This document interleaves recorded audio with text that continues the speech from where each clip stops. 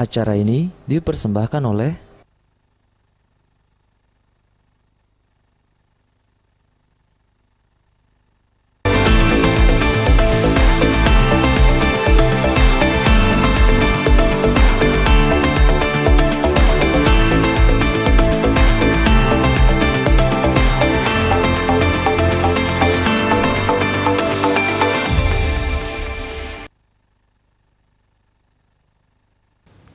Assalamualaikum warahmatullahi wabarakatuh, pemirsa. Selamat malam, selamat datang di dialog khusus, program yang menghadirkan perbincangan mendalam tentang isu-isu strategis dan tentunya di ruang lingkup Sumatera Selatan. Dan malam hari ini kita akan membahas topik yang sangat krusial, yaitu transisi energi. Isu ini bukan hanya soal listrik, tapi juga mengenai masa depan ekonomi dan lingkungan kita. Dan malam hari ini di tengah saya, ya, di tengah-tengah kita semua di studio hari ini juga sudah hadir narasumber yang kompeten dan akan membahas terkait dengan isu ini. Dan saya sapa terlebih dahulu yang pertama di sebelah saya, yang berada di tengah-tengah kita ini ada Bapak Brilian Faisal, SPI MSI, Perencana Ahli Madya Bapeda Provinsi Sumsel. Selamat malam Bapak. Selamat malam Mbak. Gimana kabarnya? Alhamdulillah baik. Baik, alhamdulillah ya. Dan narasumber kita satu lagi, Bapak Sodi Zaki Muwafik,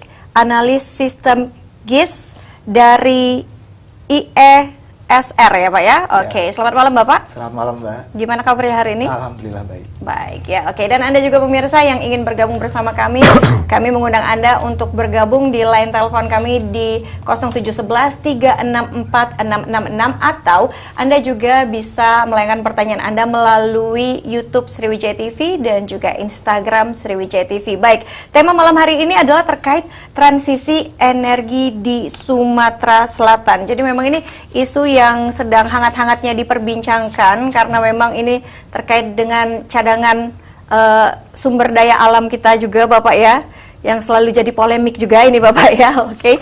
Dan juga mungkin saya ke Bapak Brilian Faisal dulu nih Pak. Sebenarnya targetnya, visi misi dari transisi energi ini terutama untuk di Sumsel tuh seperti apa sih Pak? Baik, makasih Mbak Rara. Jadi dalam dokumen perencanaan pembangunan daerah kita itu yang diawali di NPJP ya, 2025-2045 yang sudah terbit.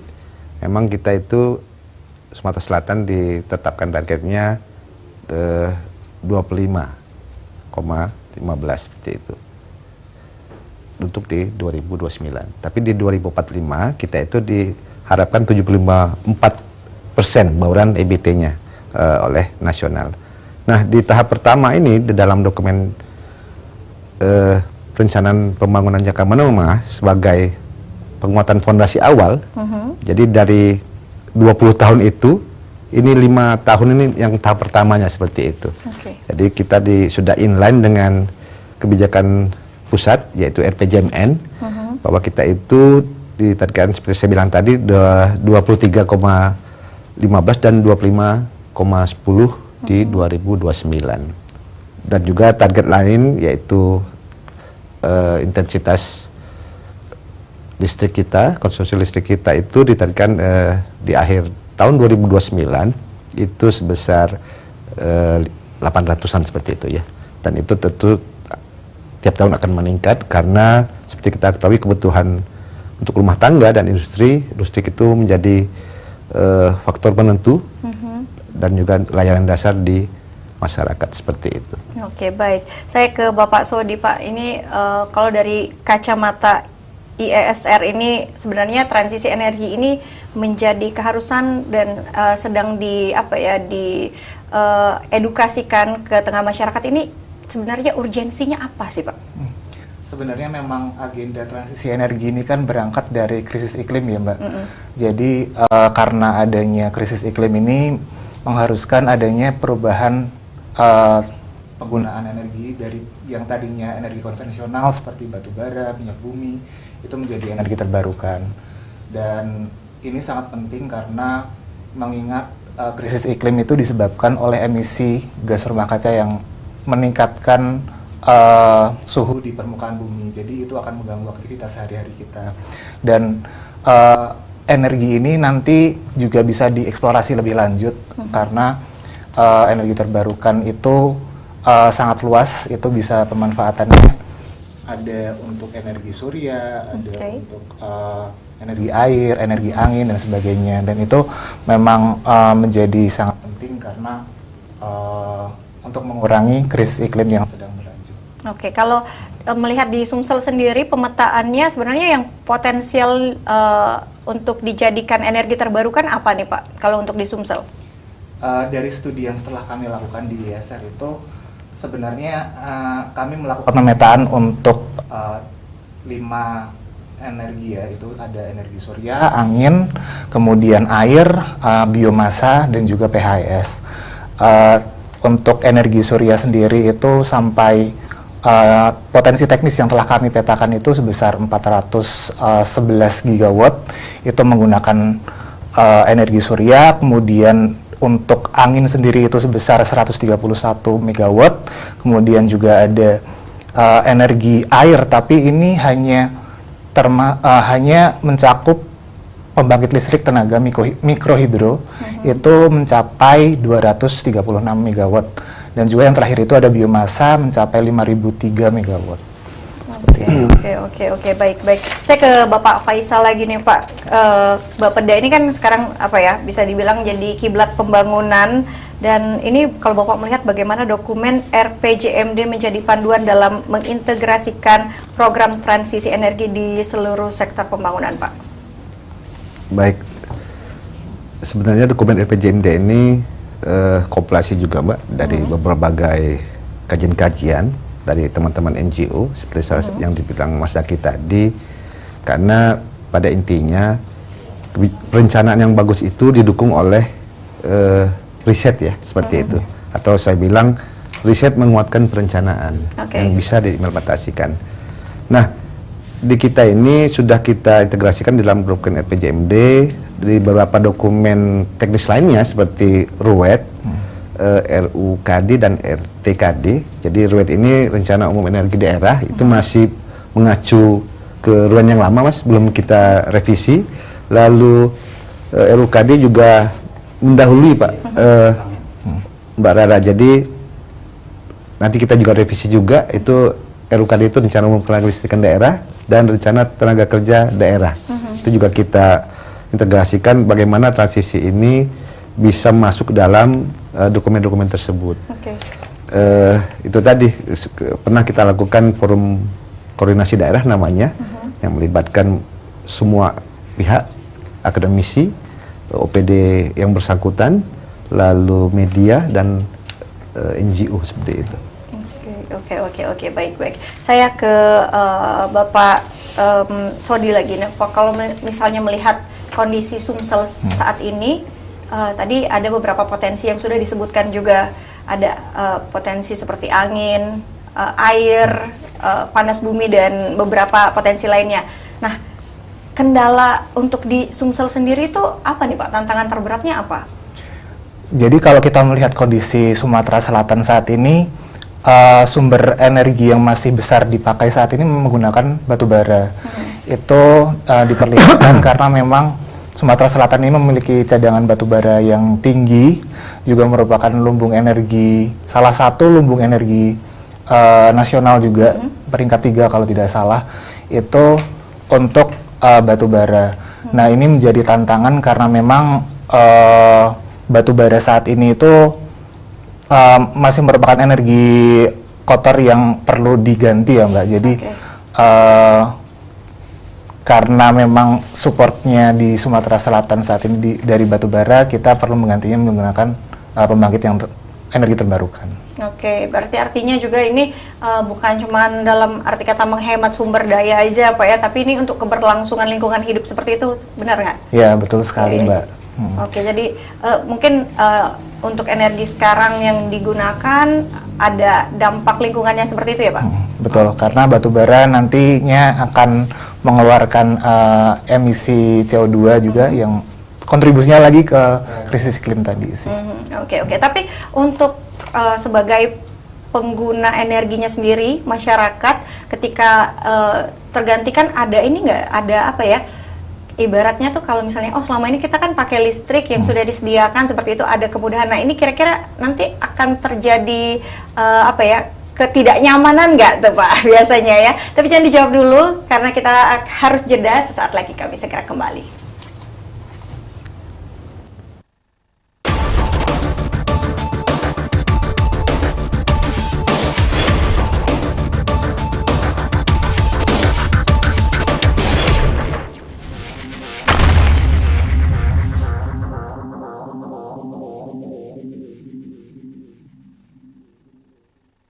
Acara ini dipersembahkan oleh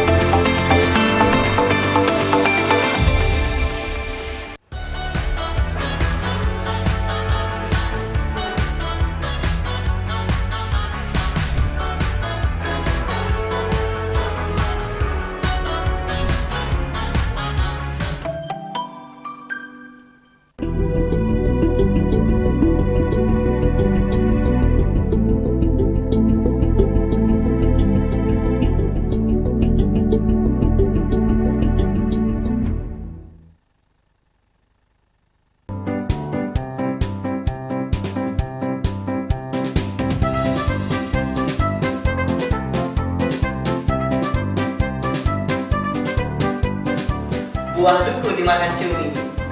Asal sama Susi. Kalau kamu nanti ingin aksi kami, ayo nonton komedi kosan Manci di Sriwijaya TV. Saksikan siaran langsung program Kosan Manci Setiap hari Kamis jam 7 malam. hanya di Sriwijaya TV.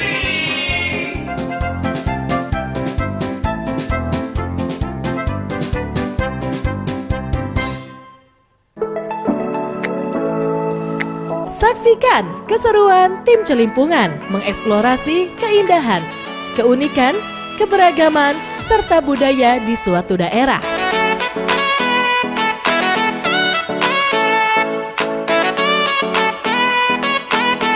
Celimpungan, celingak-celinguk kampung Anda. Setiap minggu pukul 19.00 waktu Indonesia Barat. Hanya di Sriwijaya TV.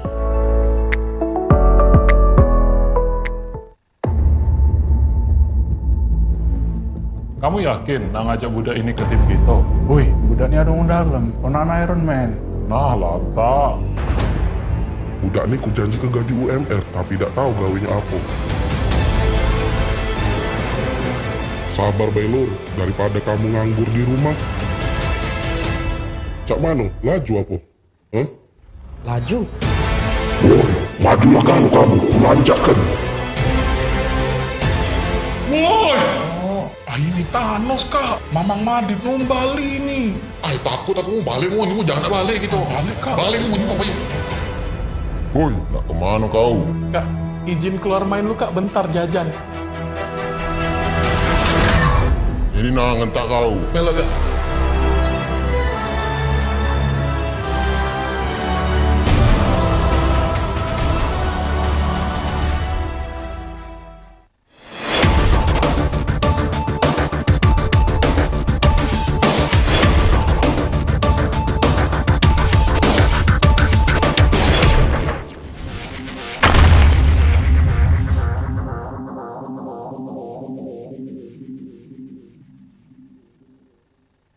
Acara ini dipersembahkan oleh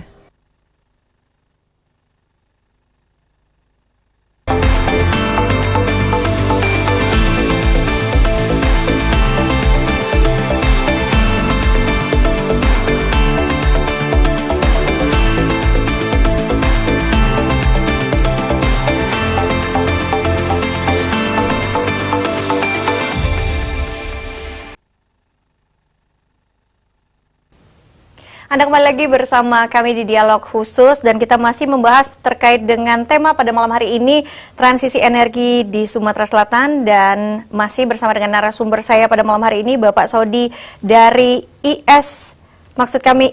IESR dan juga Bapak Brilian Faisal dari Bapeda Provinsi Sumatera Selatan. Anda pemirsa di rumah juga dapat bergabung bersama kami di line telepon 0711 3646666 atau Anda juga bisa melayangkan pertanyaan Anda langsung melalui YouTube Sriwijaya TV dan juga Instagram Sriwijaya TV, dan nanti akan kita diskusikan dan kita jawab langsung oleh kedua narasumber saya pada malam hari ini. Jadi kita lanjutkan lagi pertanyaan saya tadi, kalau seandainya nanti transisi energi ini terjadi seperti itu, kekhawatiran mungkin untuk orang awam, masyarakat awam itu ada perbedaan nggak nih dari sumber energi yang selama ini dipasok oleh negara seperti itu dan kemudian ditransisi dengan energi yang terbarukan seperti tadi, itu ada perbedaan atau tidak nantinya, Pak? Sebetulnya karena proses transisi itu panjang ya, Mbak, jadi tidak bisa kita langsung mengganti ini misalnya PLTU terus kita pensiunkan, itu kan pasti nanti akan mempengaruhi pasok listrik ya. Jadi kalau misalnya pasok listriknya berkurang, pasti akan mempengaruhi aktivitas masyarakat juga. Nah, untuk penggantian ini mungkin bisa dilakukan secara bertahap. Jadi mungkin untuk mempensiunkan PLTU itu atau menstop pembangunan PLTU itu bisa diprioritaskan sebelum kita membangun sumber-sumber energi terbarukan. Tapi yang memang paling energi terbarukan itu bisa saling melengkapi satu sama lain. Misalnya untuk surya sendiri itu ketika nanti di siang hari itu memasok listrik, nanti mungkin malamnya bisa digantikan dengan baterai atau penyimpanan. Oke. Ke Bapak Brilian Faisal, ini realisasi bauran energi terbarukan di Sumsel ini sudah mencapai 23,85% dan itu lebih tinggi dari angka nasional. Lalu apakah kebijakan daerah yang mendorong pencapaian ini? Mungkin bisa dijawab, Pak. Baik. Dalam dokumen RPJMD kami yang telah kami susun, sekalian info Mbak ya, itu sudah terbit perdanya, Peraturan Daerah Nomor 2 Tahun 2025. Memang arah kebijakannya itu terkait aksesibilitas, jangkauan, dan kualitasnya seperti itu ya. Kalau bicara transisi energi kan kita fokusnya ke listrik ya, seperti itu. Hal ini sudah kita lama lakukan kalau untuk yang sifatnya listrik non PLN, artinya memfasilitasi kelistrikan untuk masyarakat yang tidak terjangkau oleh listrik PLN. Nah, untuk data tadi, bauran kita sudah tinggi di atas nasional. Alhamdulillah memang didukung juga oleh pembangkit panas bumi yang ada di 2 lokasi di Muara Enim. Itu sudah beroperasi pada tahun 2022 sehingga produksi EBT-nya itu menjadi meningkat, Mbak. Dan itu juga kita dukungan karena itu kewenangan pemerintah pusat dalam rangka. Jadi kita berkoordinasi pemerintah pusat bagaimana capaian-capaian yang dihasilkan oleh teman-teman di pembangkit listrik panas bumi tadi. Tahun ini kalau nggak salah mereka menambahkan lagi 1 unit seperti itu. Satu unit kapasitas lagi sehingga nantinya diharapkan menambah bauran energi untuk Sumatera Selatan seperti itu, Mbak. Oke, ini ke Bapak Sodi lagi, ini sempat disinggung tadi. Jadi kalau untuk dari kajian IESR, ini seberapa besar potensi energi terbarukan di Sumatera Selatan dan sektor mana yang paling siap nih untuk dikembangkan terlebih dahulu? Memang yang telah kami petakan itu masih berupa potensi teknis. Jadi potensi teknis itu merupakan potensi yang perlu dieksplorasi lebih lanjut lagi. Dan saat ini kami juga telah memetakan mana lokasi-lokasi yang bisa dikembangkan. Itu untuk PLTS sendiri ada 14 lokasi yang sekiranya bisa dieksplorasi lebih jauh. Itu memiliki kapasitas sebesar 3.688 megawatt atau 3,6 gigawatt. Kemudian ada PLTMH, ini juga salah satu sumber energi yang banyak ya di Sumatera Selatan ini karena memiliki aliran air terutamanya di wilayah bagian selatan itu. PLTMH ini ada sekitar 7 titik lokasi yang bisa dieksplorasi lebih lanjut, itu dengan kapasitas mencapai 21,52 megawatt. Itu 2 teknologi itu yang kami telah eksplor lebih jauh dan sekiranya menjadi bisa dikembangkan di Provinsi Sumatera Selatan ini.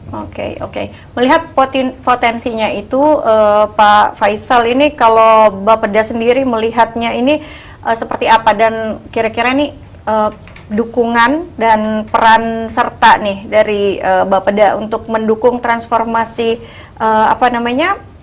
energi dan juga transformasi ekonomi daerah ini, termasuk hilirisasi industri dan juga pembangunan berkelanjutan seperti apa, Pak? Tapi ini kita jawab dulu, ada pertanyaan dari pemirsa, nanti ditahan dulu ya Pak menjawab pertanyaannya. Kita jawab dulu pertanyaan dari pemirsa Sriwijaya TV melalui YouTube Sriwijaya TV. Pertanyaannya dari siapa?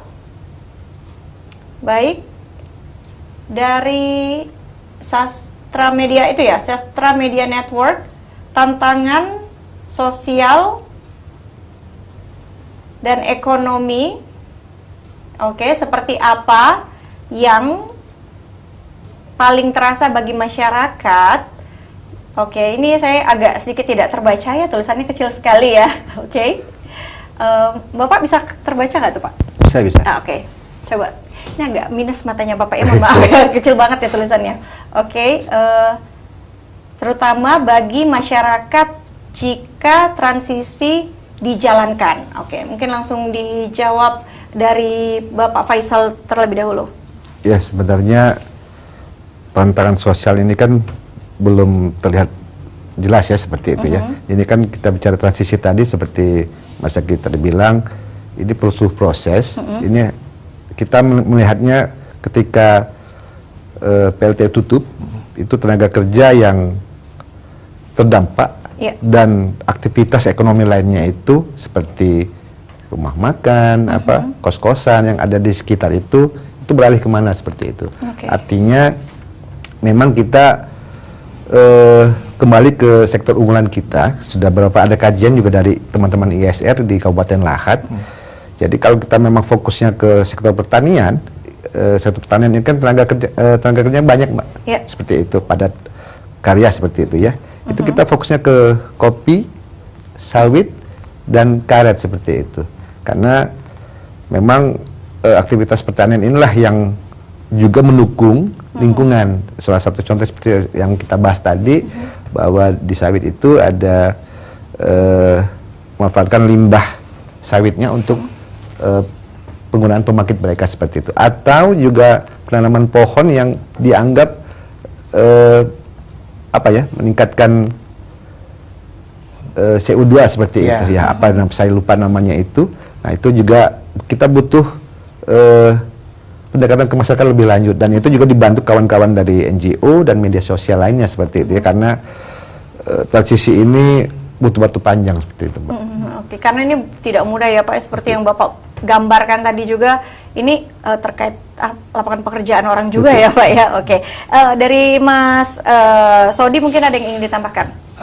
Iya betul, mungkin dari Pak Faisal telah menjelaskan tadi bahwa transisi energi itu perlu disertai dengan transformasi ekonomi juga, dan prosesnya memang panjang. Ketika kita mempensiunkan sektor-sektor yang strategis seperti sektor pertambangan, itu perlu ada sektor pengganti. Misalnya seperti yang dijelaskan tadi, memang kami telah melakukan studi di Kabupaten Lahat itu untuk memetakan mana komoditas unggulan yang bisa menggantikan sektor ekonomi yang digantikan oleh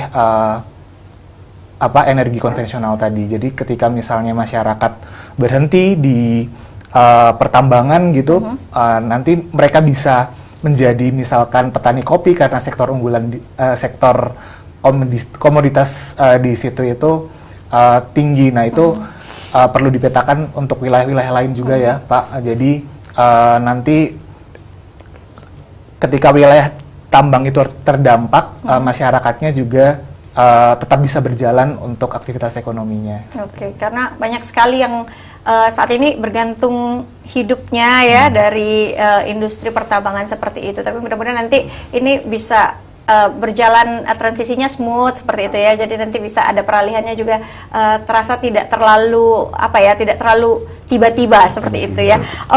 Saya kembali ke Bapak Faisal tadi. Jadi pertanyaan sebelumnya, melihat potensi-potensi yang ada dan sudah dipaparkan oleh Mas Sodi tadi, kalau dari Bapeda sendiri melihat peran energi yang terbarukan ini dalam mendukung transformasi ekonomi daerah termasuk hilirisasi industri dan pembangunan yang berkelanjutan seperti apa, Pak? Ya memang Sumatera Selatan memang mau tidak mau harus mengikuti transisi global ya seperti itu. Karena kita memang bergantung pada batu bara, karena itu salah satu sektor yang menunjang pertumbuhan ekonomi Sumatera Selatan. Karena nilainya besar, namun pertumbuhannya semakin menurun. Karena memang dipengaruhi pasar global juga terkait permintaan batu bara. Namun demikian, untuk sektor pertanian, walaupun dia tumbuhnya melambat, tapi dia tetap eksis, Pak, seperti itu. Bagaimana kita caranya meng-create aktivitas ekonomi ini? Jadi tadi beberapa kajian dari teman-teman kemarin juga dari GIZ, Mas, seperti itu. Untuk sektor perikanan, dia komoditi kita kan patin, gabus, lalu kalau untuk udangnya di Oki. Oki juga salah satu kabupaten yang memang kawasan mangrovenya besar. Nah, itu juga perlu perhatian khusus karena aktivitas ekonomi juga harus sesuai dengan lingkungan, Mbak. Karena pada dasarnya tujuan pembangunan itu kan untuk masyarakat dan dipengaruhi 3 pilar, sosial, ekonomi, lingkungan. Artinya kata kunci adalah untuk masyarakatnya seperti itu. Untuk bagaimana mereka bisa mempunyai daya beli yang tinggi, yang harapannya seperti itu ya, tapi tidak mengabaikan lingkungan seperti itu. Itu mungkin bisa dibilang salah satu strateginya juga untuk peralihan seperti itu, Pak, ya. Nah, tapi kalau dari Mas Sodi sendiri kan banyak sekali kayak yang sudah dibahas sebelumnya tadi, banyak sekali nih yang hajat hidupnya masih tergantung sekali dengan sektor pertambangan. Nah, ini ada tidak kekhawatiran atau mungkin sudah ada strategi khusus nih dari ISR untuk mengajak masyarakat ini beralih mata pencarian, Pak? Nah, itu mungkin agak PR ya, maksudnya ya, PR, dan apakah sudah ada strategi-strategi khusus agar tidak terjadi penolakan dan gelombang masyarakat seperti itu, Pak? Betul, Mbak. Jadi ketika suatu misalnya untuk energi atau sektor tambang ini tiba-tiba diganti, itu pasti akan kalau misalnya diganti secara tiba-tiba, masyarakat akan sangat terdampak. Itu kita melihat misalkan kita sudah proyeksikan dalam studi kita itu sekiranya untuk 5-10 tahun ke depan, ketika misalnya hanya mempensiunkan PLTU atau menutup sektor tambang, itu pertumbuhan ekonomi tentu akan turun. Jadi kalau tidak ada sektor pengganti, pastinya tidak ada yang menutup pertumbuhan ekonomi tersebut. Dan kalau untuk sosialisasi sendiri itu sebenarnya memang kita harapannya adalah pemerintah memberikan kebijakan yang pro energi terbarukan. Jadi kalau misalnya pemerintah mendorong insentif untuk pembangunan PLTS misalnya atau pembangunan energi terbarukan lainnya, itu nanti bisa membuka lapangan pekerjaan baru, Mbak, untuk masyarakat. Jadi tidak menutup kemungkinan masyarakat itu juga bisa berganti langsung ke sektor energi terbarukan tersebut misalnya. Tapi memang membutuhkan peningkatan kapasitas juga SDM masyarakat yang ada di Sumatera Selatan. Baik, ya, tentunya peralihan energi dari batu bara ke sektor energi terbarukan ini sebuah langkah besar, dan tentunya kita sangat membutuhkan kolaborasi ya, Pak, ya, dari pemerintah, kemudian juga dari sektor swasta, dan juga masyarakat. Ini adalah menjadi kunci dari keberhasilan transisi energi ini. Nah, kita akan bahas lagi, tentu saja Anda pemirsa di rumah yang ingin bergabung dan melayangkan pertanyaan bisa melalui line telepon 0711364666 atau di YouTube Sriwijaya TV dan juga Instagram Sriwijaya TV. Sesaat lagi kami kembali.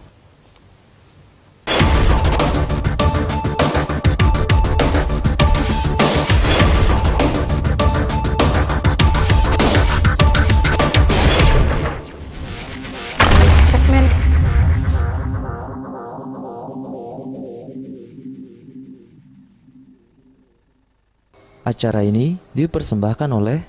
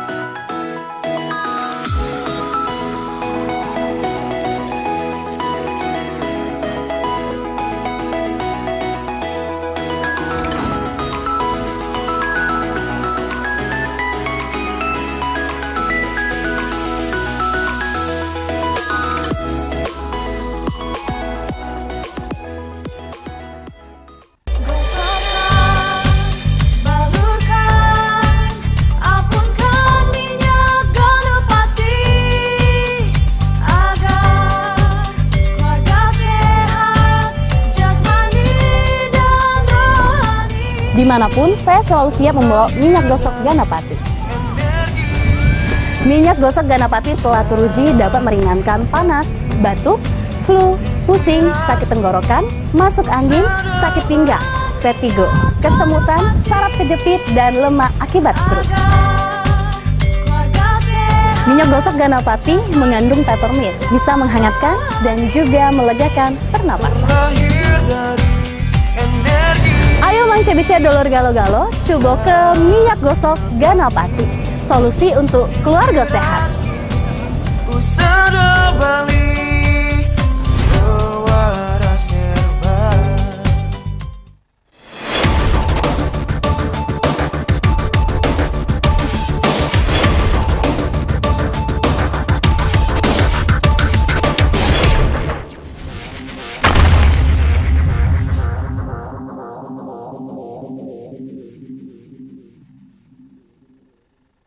Acara ini dipersembahkan oleh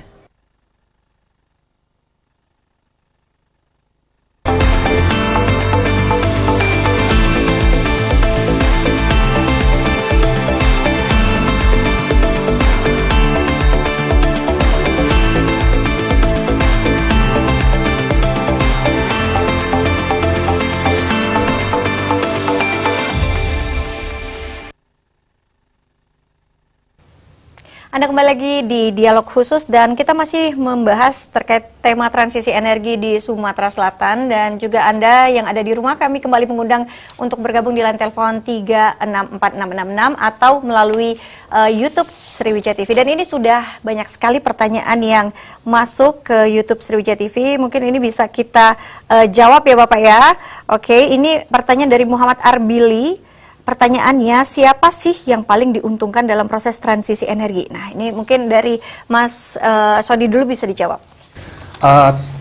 Kalau untuk siapa yang diuntungkan, sebenarnya semua pihak itu diuntungkan dari transisi energi ini.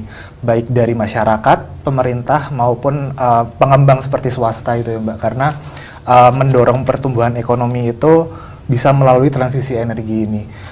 Masyarakat mendapatkan energi bersih, lingkungan juga menjadi lebih baik tuh, utamanya. Kemudian mungkin pemerintah itu karena kebijakan yang pro energi ini bisa mendorong juga investasi masuk, dan itu menjadi salah satu keuntungan ya ketika melakukan transisi energi ini disertai dengan transformasi ekonomi. Jadi masyarakat diuntungkan, pemerintah diuntungkan, juga pihak-pihak swasta atau pengembang untuk energi terbarukan juga bisa diuntungkan seperti itu. Karena ini semua kembali lagi balik ke perhitungan ekonomi ya untuk mengembangkan teknologi ini. Oke, jadi tentunya ini sudah melalui kajian yang sedemikian rupa sehingga memang ini adalah salah satu solusi yang terbaik ya, bisa dibilang seperti itu untuk apa ya, menjaga lingkungan hidup juga, terus memperpanjang apa ya, stok sumber daya kita juga, dan juga tentunya lebih efisien seperti itu. Oke, saya kembali ke Pak Sodi lagi nih. Kalau bisa dilihat nih, kalau ditargetkan untuk di Sumatera Selatan ini kira-kira 5-10 tahun, 15 tahun, apakah akan dari kajian terawangan-terawangannya ISR ini, apakah sudah mulai bisa diterapkan? Harapan kami memang ketika melakukan transisi energi itu juga kebijakan itu merupakan pondasi utama ya Mbak untuk mendorong transisi ini. Untuk 5-10 tahun ke depan itu kebijakan telah disusun, mungkin dari Pak Faisal tadi juga sudah menjelaskan, sudah ada rencana energi daerah yang mungkin akan diperbarui nantinya, dan harapannya memang implementasi energi terbarukan itu bisa didongkrak atau dimasukkan di rancangan kebijakan tersebut, sehingga nanti kedepannya untuk jangka pendek ini 5-10 tahun itu bisa diimplementasikan secara langsung. Harapannya kita mulai dari kebijakan dahulu, kemudian itu bisa turun ke masyarakat atau ke stakeholder terkait untuk implementasinya. Oke, kalau ke Pak Faisal nih, kalau dari pemerintah nih melihatnya, kira-kira targetnya Sumsel bisa melakukan transisi lah, sudah mulai terasa lah gitu. Mungkin belum yang 100% langsung ya, tapi kayak sudah mulai terlihat seperti itu targetnya kapan tuh Pak? kalau bicara target, seperti saya bilang tadi, kita kan ditargetkan dalam bentuk bauran ya, bukan proses, karena prosesnya tidak bisa dilihat bentuknya seperti itu. Jadi kami juga menargetkan bahwa ini sesuai dengan regulasi pusat, bahwa di tahun 2045 NZ itu bisa tercapai atau mungkin lebih cepat, tentunya dengan dukungan internasional dan pihak pemerintah pusat seperti itu ya. Karena transisi energi bukan menjadi permasalahan yang satu organisasi saja, artinya ini juga merupakan kerjasama kita semua seperti itu ya, kolaborasi kita semua, termasuk salah satunya tadi kawan-kawan NGO, media dan akademisi tentunya. Oke, dan tentunya masyarakat ya yang juga pastinya mendukung program ini. Saya ke Pak Sodi nih, kalau melihat tadi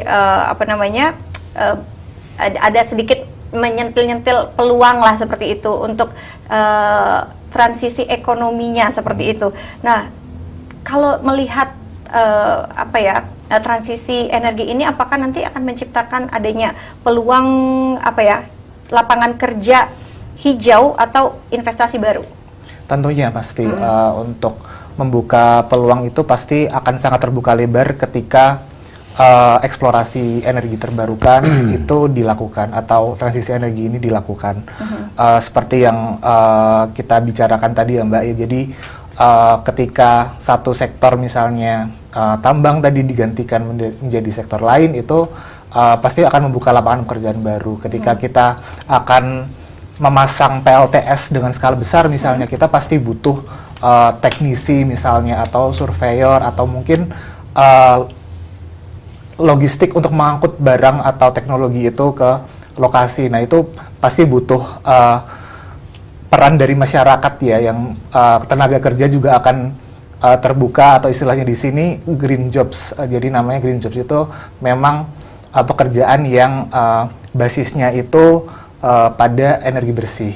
Oke. Jadi tentunya ini akan menciptakan peluang-peluang yang bisa dimanfaatkan masyarakat seperti itu ya. Oke, saya akan ke pertanyaan dari pemirsa yang ada di YouTube Sriwijaya TV dari Oki Riyadi. Ini ke Bapak Faisal. Pak, ini apa nih upaya pemerintah daerah untuk mendorong hilirisasi batu bara di Sumsel? Mengingat ini kan sudah groundbreaking dan sayang sekali jika tidak dilanjutkan. Mungkin bisa ditanggapi, Pak. Ini terkait hilirisasi batubara yang itu kan kawasan industri Tanjung Enim ya. Itu PLTU dengan 260 sebenarnya itu tetap lanjut sebenarnya. Dan memang itu juga kewenangan pusat ya, karena memang termasuk salah satu BUMN yang dikerjakan oleh PTBA. Jadi sebenarnya memang itu tetap jalan. Karena bicara transisi, kalau PLTU itu kan penutupannya itu kan diamanatkan dalam Perpres 112, tapi harus di mapping dulu oleh PLN seperti itu. Bagaimana mereka yang sudah mau tutup itu di shutdown seperti itu, dan sampai kapan mereka masa berlaku izin operasinya, dan juga tidak boleh lagi menambah PLTU baru seperti itu. Nah, itu yang amanat dari Perpres tadi, Pak. Seperti itu. Jadi tidak mengusik. Ya, kalau untuk yang kawasan industri Tanjung Enim itu memang tetap running. Tentang mereka sendiri kita juga tetap berkoordinasi bagaimana aktivitas turunan dari seperti batu bara yang menjadi batu bara cair untuk energi. Tapi sebenarnya itu energi coklat, Mas, bukan hijau ya, seperti itu ya. Walaupun tapi kita ada teknologinya yang kawan-kawan di PTBA yang lebih paham seperti itu. Oke. Pak Faisal, ini kalau berbicara strategi kolaborasi nih dari Bapeda selaku pemangku kepentingan ya, ada pemerintah pusat, industri, akademisi, masyarakat, dan juga strateginya yang akan diterapkan seperti apa supaya ini transisi energi bersih di Sumsel ini bisa jadi optimal. Baik, Sumatera Selatan sudah punya forum koordinasi daerah, Mbak. Itu juga terbentuknya atas masukan besar dari beberapa pihak, dari akademisi, Jadi tahun kemarin, bukan tahun kemarin ya, awal tahun tadi itu di SK-kan gubernur seperti itu. Artinya ada 3 kelompok kerja, yaitu ekonomi, energi, dan sosial tenaga kerjaan. Dan itu membahas sebagaimana yang diamanatkan oleh RPJMD kami, bahwa kita harus merubah juga yang dokumen-dokumen perencanaan lainnya, dokumen umum energi umum daerah, lalu RTKD, rencana tenaga kerja daerah, dan itu harus memasukkan isu-isu yang berkenaan dengan transisi energi ini dan transformasi ekonomi seperti itu. Jadi strateginya adalah bagaimana akses energi itu bisa mudah didapat, terutama oleh kelompok rentan, lalu pembangunan energi dalam hal ini energi untuk daerah yang tidak terjangkau ya, di daerah terluar, Mas. Ya, seperti ini sebenarnya sudah dilakukan oleh provinsi. Seperti saya bilang tadi, untuk PLTMH itu pernah kita bangun oleh Dinas Pertambangan waktu itu untuk daerah-daerah yang topografinya pegunungan seperti itu, dan perairan atau yang yang bukan pesisir ya, rawa-rawa seperti itu yang tidak dijangkau oleh listrik PLN. Artinya sudah pernah kita lakukan, namun pada saat ini menjadi menarik lagi nih. Nah, tinggal tadi pendanaannya, pendanaannya yang menjadi agak kendala karena itu harus dibantu oleh pusat dan internasional seperti itu. Kalau dari Pak Faisal nih bisa dibilang juga nih tantangannya adalah terkait dana juga ya Pak ya, nah, pendanaan itu, ya. Iya. Nah kalau dari Bapak Sodi sendiri melihat apakah ini adalah sebuah tantangan yang paling krusial terkait dengan dana, atau mungkin dampak sosialnya lebih krusial lagi? Nah ini seperti apa Bapak melihatnya terkait tantangannya? Betul, kami sependapat dengan Pak Faisal juga bahwa pendanaan untuk melakukan transisi energi ini memang besar ya, dan pendanaan ini juga seharusnya didukung oleh kebijakan atau insentif dari pemerintah itu untuk mengakselerasi percepatan implementasi energi terbarukan ini, karena memang kita ketika kebijakan itu terbuka, mungkin investor atau pengembang itu akan lebih leluasa untuk masuk. Jadi pendanaan itu tidak hanya bertumpu pada pemerintah saja, jadi bisa dari sektor-sektor di luar pemerintah seperti swasta atau pengembang atau pengusaha itu untuk mengimplementasikan atau membangun pembangkit energi terbarukan.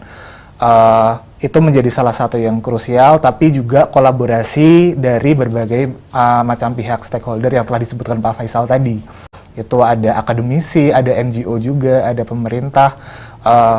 Seperti mungkin dari kami IESR itu melakukan studi-studi dan berfokus pada transisi energi, dan bisa diakses juga di website kami untuk publikasi, sehingga nanti masyarakat juga bisa melihat secara langsung bagaimana proses transisi energi itu berlangsung di Indonesia, terutamanya di Sumatera Selatan. Oke, baik. Jadi memang dibutuhkan, sekali lagi memang butuh kerjasama yang besar dari segala pihak seperti itu ya, agar apa yang diharapkan transisi energi ini makin lama tuh makin bisa kelihatan perkembangannya seperti itu, dan juga yang pastinya terus diedukasi juga ini masyarakat supaya tidak salah paham seperti itu ya Pak ya, karena mungkin banyak juga masyarakat yang mungkin belum mengerti nih manfaat dan dampak baiknya dari transisi energi. Nanti kita akan bahas lagi terkait dengan tema kita pada malam hari ini, dan Anda yang ingin bergabung, kami tetap mengundang Anda di line telepon 364666, atau Anda bisa juga melayangkan pertanyaan melalui YouTube Sriwijaya TV dan juga Instagram Sriwijaya TV. Sesaat lagi kami kembali.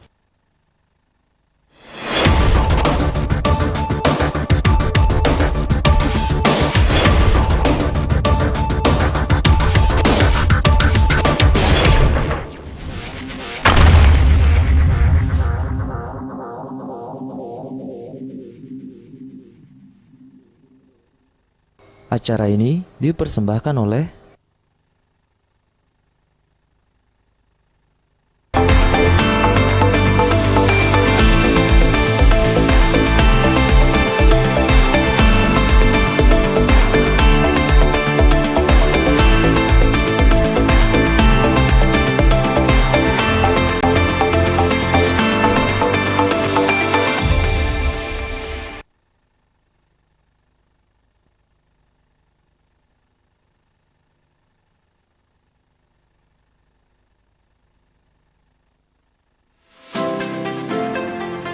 Menikmati waktu istirahat Anda dengan berita-berita ringan seperti tradisi, kuliner, serba-serbi, dan tempat menarik yang ada di bumi Sriwijaya.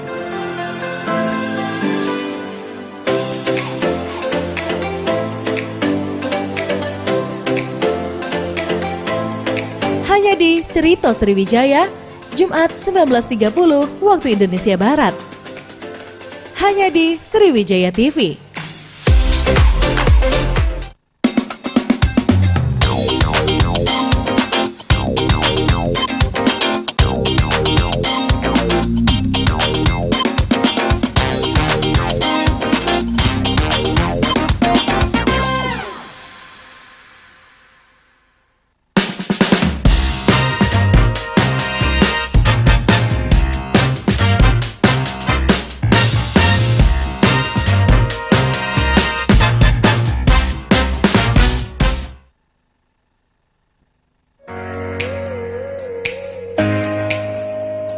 Ekspedisi kuliner Cihuy Ciboy. Jadi adalah potongan ayam crispy yang dibalut dengan sambal original atau sambal juara dari ayam penyet juara. Sambal juara. Ini pokoknya untuk pemirsa di rumah yang lagi nonton sekarang. Ekspedisi kuliner ini akan selalu hadir di Sriwijaya TV dan tempat-tempat makan di Kota Palembang. Sampai berjumpa.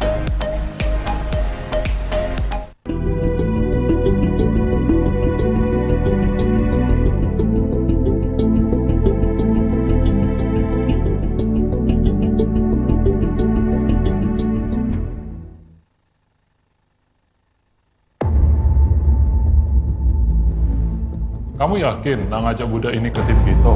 Woi, budak ni ada orang dalam. Onana Iron Man. Nah, lantak. Budak ni ku janjikan gaji UMR tapi tak tahu gawinya apa.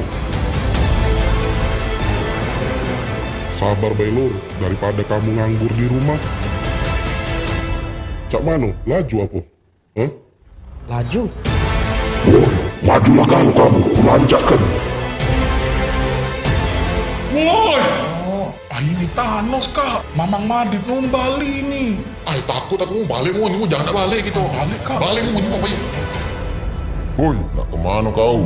Kak, izin keluar main lu kak, bentar jajan.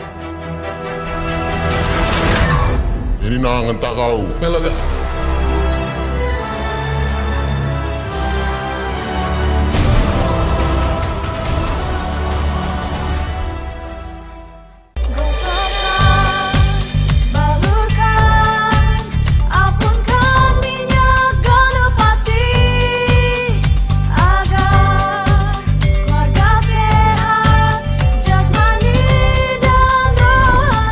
Dimanapun, saya selalu siap membawa minyak gosok Ganapati. Minyak gosok Ganapati telah teruji dapat meringankan panas, batuk, flu, pusing, sakit tenggorokan, masuk angin, sakit pinggang, vertigo, kesemutan, saraf kejepit, dan lemak akibat stroke. Minyak gosok Ganapati mengandung peppermint, bisa menghangatkan dan juga melegakan pernapasan. Ayo Mang Cebice dulur galo-galo, coba ke minyak gosok Ganapati. Solusi untuk keluarga sehat.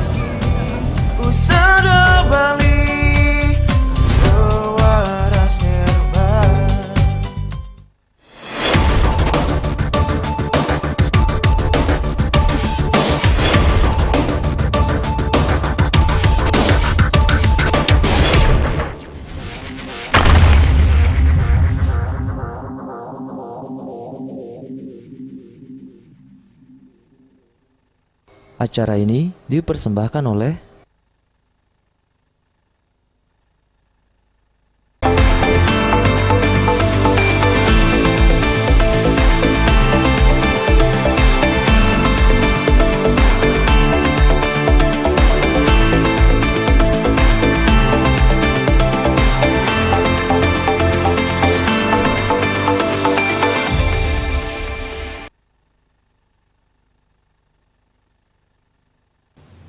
Anda kembali di Dialog Khusus dan pada malam hari ini kita masih mengangkat tema transisi energi di Sumatera Selatan dan kita langsung ke pertanyaan yang ada di YouTube Sriwijaya TV. Ini pertanyaan dari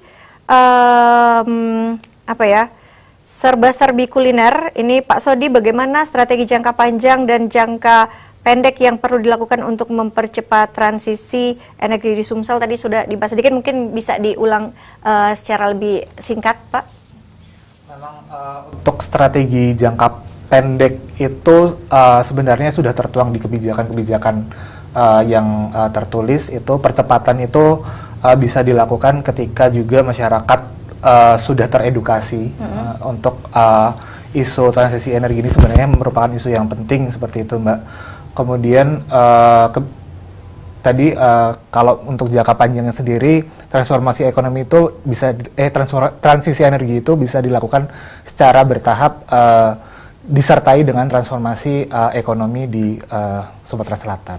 Oke, pertanyaan selanjutnya dari Sastra Tutur, ini bagaimana kondisi infrastruktur energi di Sumsel saat ini? Apakah sudah mendukung peralihan energi atau belum? Mungkin ke Bapak Faisal bisa dijawab nih, Pak.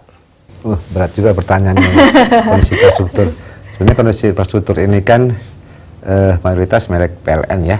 Kita bicara listrik, tentunya kondisinya baik-baik saja seperti itu. Nah, bagaimana kita Sumatera Selatan juga memperkuat Mas Sodik, seperti yang ada di Jakabaring untuk PLTS terpadu tadi yang 2 megawatt. Itu tadinya kan harapannya untuk memperkuat pada Asian Games, cuman tetap masuk di dalam jaringan on gridnya PLN seperti itu.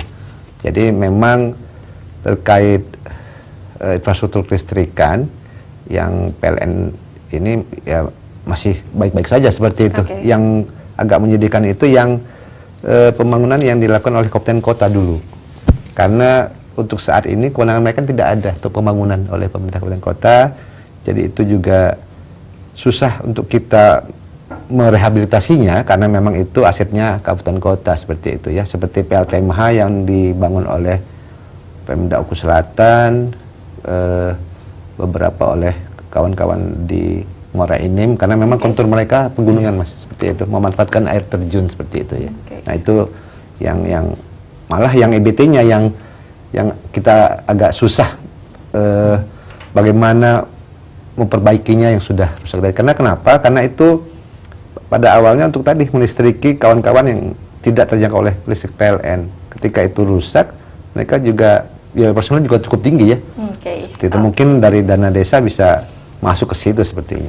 Oke, baik. Ini terakhir Pak Faisal, mungkin ada pesan-pesan singkat saja kepada seluruh masyarakat Sumsel ini agar lebih memahami sebenarnya apa itu dan juga lebih mendukung program transisi energi ini, Pak. Singkat saja. Ke Bapak Faisal dulu. Baik.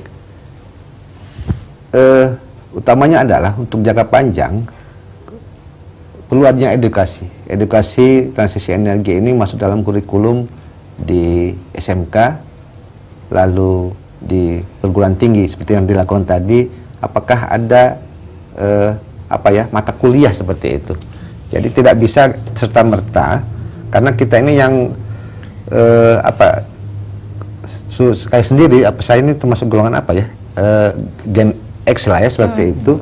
Nah itu juga terkait transisi energi sudah terasa seperti itu. Seperti Mas Sodik bilang, suhu mulai panas, harus pakai AC terus. Benar-benar. Dan itu, dan itu sudah ada dampaknya. Artinya ke depan, kalau kita tidak antisipasi dengan baik, tentunya pemanasan global juga akibat perubahan iklim tadi yang ada di Sumatera Selatan pada khususnya itu juga akan terus meningkat seperti itu. Jadi edukasi yang penting. Edukasi itu yang penting karena selain edukasi juga penelitian, Mas. Jadi Sumsel butuh juga dengan turunnya emisi tadi, apakah memang meningkat pertumbuhan ekonomi seperti itu. Karena kalau teorinya ada, Mbak, teori Kuznets itu pertumbuhan ekonomi itu akan naik dengan tetap menjaga lingkungan. Nah, cuman bagaimana caranya implementasinya? Karena penelitian yang baik itu dapat diimplementasikan dengan sempurna di lapangan seperti itu. Baik. Ke Pak Sodi mungkin singkat saja pesan-pesan untuk masyarakat kenapa kita harus bangga menjadi bagian dari gerakan transisi energi di Sumatera Selatan? Mungkin singkat saja, Pak. Ya, gerakan transisi energi ini memang mencakup semua kalangan ya, baik dari pemerintah maupun masyarakat maupun pihak-pihak swasta atau berbagai stakeholder lainnya. Kita harus mendukung gerakan transisi energi ini seperti yang dijelaskan Pak Faisal tadi, bahwa krisis iklim itu terus semakin parah. Itu meningkatnya suhu itu diakibatkan oleh emisi yang semakin meningkat, dan mungkin emisi ini dikeluarkan oleh PLTU dan memang menjadi tantangan besar di Sumatera Selatan yang memang notabene itu basis sumber energinya masih bersumber pada PLTU atau pembangkit konvensional itu seperti batu bara. Nah itu harapannya kita bisa menghentikan pembangunan PLTU, kemudian kita beralih secara bertahap ke pembangunan energi terbarukan, dan nanti masyarakat mengikuti untuk bertransformasi secara ekonomi dari sektor seperti pertambangan menjadi sektor-sektor lain yang strategis, yang kemudian akan mendukung pertumbuhan ekonomi dan juga kesejahteraan masyarakat di Sumatera Selatan. Baik, dan ya mudah-mudahan masyarakat juga setelah menyaksikan tayangan kita ini bisa lebih teredukasi seperti itu dan membuka wawasan seperti itu ya. Dan sekali lagi terima kasih sekali untuk Bapak Sodi yang sudah hadir dan juga Bapak Faisal yang juga sudah hadir dan memberikan banyak sekali informasi ya terkait dengan transisi energi yang tentunya juga Sumatera Selatan ini juga harus ambil bagian, pasti dong ya, harus jadi warga dunia juga Pak ya. Oke. Dan pemirsa, ini perjalanan transisi energi ini memang tidaklah mudah ya, tapi dengan komitmen, kolaborasi dan juga kesadaran dari semua pihak, tentunya ini bisa kita wujudkan masa depan yang menggunakan energi yang lebih bersih dan juga berkelanjutan. Dan terima kasih sekali pemirsa yang sudah bergabung bersama kami dan juga Anda yang sudah melayangkan pertanyaan melalui YouTube Sriwijaya TV. Akhir kata, saya Rara Munzir harus pamit undur diri, sampai jumpa di episode Dialog Khusus selanjutnya. Selamat malam.